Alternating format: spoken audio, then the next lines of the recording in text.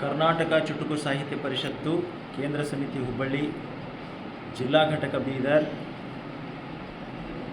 ಇವರ ಸಹಕಾರದೊಂದಿಗೆ ಶ್ರೀ ಘನಲಿಂಗ ರುದ್ರಮುನಿ ಶಿವಾಚಾರ್ಯ ಟ್ರಸ್ಟ್ ಬಸವ ಕಲ್ಯಾಣ್ ಸಹಯೋಗ ಕನ್ನಡ ಮತ್ತು ಸಂಸ್ಕೃತಿ ಇಲಾಖೆ ಕರ್ನಾಟಕ ಸರ್ಕಾರ ಬೆಂಗಳೂರು ಇವರ ಸಂಯುಕ್ತಾಶ್ರಯದಲ್ಲಿ ದಿನಾಂಕ 10/4/2025 ಶ್ರೀ ಘನಲಿಂಗ ರುದ್ರಮುನಿ ಜಾತ್ರಾ ಮಹೋತ್ಸವ ಅಭಿನವ ಘನಲಿಂಗ ಶ್ರೀ ಪ್ರಶಸ್ತಿ ಪ್ರದಾನ ಸಮಾರಂಭ ಜೊತೆಯಲ್ಲಿ ರಾಜ್ಯ ಮಟ್ಟದ 13ನೇ ಕರ್ನಾಟಕ ಚುಟುಕು ಸಾಹಿತ್ಯ ಸಮ್ಮೇಳನ 2025 ಜರುಗಲಿದ್ದು ಈ ಸಮ್ಮೇಳನದ ಸರ್ವಾಧ್ಯಕ್ಷರಾಗಿ ಪರಮಪೂಜ್ಯ ಶ್ರೀ ಶಟಸ್ಥಲ ಬ್ರಹ್ಮಿ ಡಾಕ್ಟರ್ ರೇವಣಸಿದ್ಧ ಶಿವಾಚಾರ್ಯರು ಹಿರೇಮಠ್ ಶ್ರೀನಿವಾಸ ಸರಡ್ಗಿಯವರು ಸರ್ವಾಧ್ಯಕ್ಷತೆಯನ್ನು ವಹಿಸಿಕೊಳ್ಳಲಿದ್ದಾರೆ.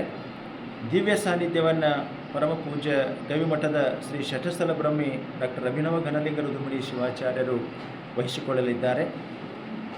ಈ ಒಂದು ಚುಟುಕು ಸಾಹಿತ್ಯ ಸಮ್ಮೇಳನ ಒಂದು ಅದ್ಧೂರಿಯಾಗಿ ಎಲ್ಲರ ಸಹಕಾರದೊಂದಿಗೆ ಬಸವ ಕಲ್ಯಾಣದ ಗವಿಮಠದಲ್ಲಿ ಜರುಗುತ್ತಲಿದ್ದು ಬೆಳಗ್ಗೆ 10 ಗಂಟೆಗೆ ಧ್ವಜಾರೋಹಣ ನೆರವೇರಲಿದೆ. ಈ ಧ್ವಜಾರೋಹಣ ಕಾರ್ಯಕ್ರಮವನ್ನು ಶ್ರೀ ಕೃಷ್ಣಮೂರ್ತಿ ಕುಲಕರ್ಣಿ ಕರ್ನಾಟಕ ಚುಟುಕು ಸಾಹಿತ್ಯ ಪರಿಷತ್ತು ಇವರು ನೆರವೇರಿಸಿಕೊಡಲಿದ್ದಾರೆ. ನಾಡಗೀತೆಯನ್ನು ಡಾಕ್ಟರ್ ವಂದನಾ ರಮೇಶ್ ಅವರು ನಡೆಸಿಕೊಡಲಿದ್ದಾರೆ.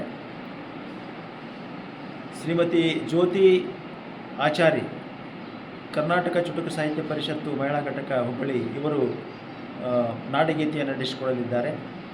ಕ್ರಾಂತಿಗೀತೆಯನ್ನು ಶ್ರೀ ಹನುಮಂತ್ ನಂಡೇಳ್ಕರ್ ಕರ್ನಾಟಕ ಚುಟುಕು ಸಾಹಿತ್ಯ ಪರಿಷತ್ತು ಕಲಬುರಗಿ ಇವರು ನಡೆಸಿಕೊಡಲಿದ್ದಾರೆ. ಇಂಥ ಒಂದು ಸಾಹಿತ್ಯ ಪರಿಷತ್ತಿನ ಕರ್ನಾಟಕ ಚುಟುಕು ಸಾಹಿತ್ಯ ಪರಿಷತ್ತಿನ 13ನೇ ಒಂದು ಸಮ್ಮೇಳನವನ್ನು ಭಾಳ ಅದ್ಧೂರಿಯಾಗಿ ಬಸವ ಕಲ್ಯಾಣದ ಗವಿಮಠದಲ್ಲಿ ಜರುಗುತ್ತಲಿದ್ದು ಜೊತೆಗೆ ಜಾತ್ರಾ ಮಹೋತ್ಸವ ಇದೆ. ಅದರ ಜೊತೆಗೆ ಅಭಿನವ ಘನಲಿಂಗ ಪ್ರಶಸ್ತಿ ಕೊಡಲಾಗ್ತಾ ಇದೆ ಗವಿಮಠದ ಪರವಾಗಿ. ಇಂಥ ಒಂದು ಸಂಯುಕ್ತವಾಗಿ ನಡೀತಕ್ಕಂಥ ಈ 3 ಕಾರ್ಯಕ್ರಮಗಳ ಒಂದು ನೋಡಿ ಕಾರ್ಯಕ್ರಮದ ಸದುಪಯೋಗ ಮಾಡಿಕೊಂಡು ಈ ಕಾರ್ಯಕ್ರಮದಲ್ಲಿ ಕವಿಗೋಷ್ಠಿ ನಡೀತಾ ಇದೆ. ಸರ್ವಾಧ್ಯಕ್ಷರೊಂದಿಗೆ ಸಂವಾದ ಕಾರ್ಯಕ್ರಮ ಇದೆ.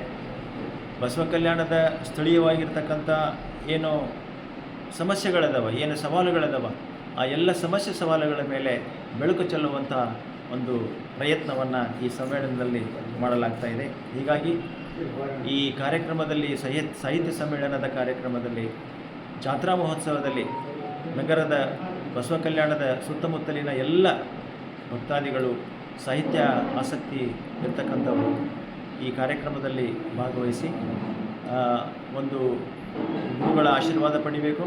ಜೊತೆಗೆ ಅಲ್ಲಿ ನಡೀತಕ್ಕಂಥ ಎಲ್ಲ ಕಾರ್ಯಕ್ರಮಗಳ ಒಂದು ಆನಂದವನ್ನು ಪಡಿಬೇಕು ಅಂತ ಹೇಳಿ ನಮ್ಮೆಲ್ಲರಿಗೆ ಮಠದ ಪರವಾಗಿ ಪರಿಷತ್ತಿನ ಪರವಾಗಿ ಸವಿನಯ ಪ್ರಾರ್ಥನೆಯನ್ನು ಮಾಡ್ಕೊಳ್ತಾ ಇದ್ದೀನಿ.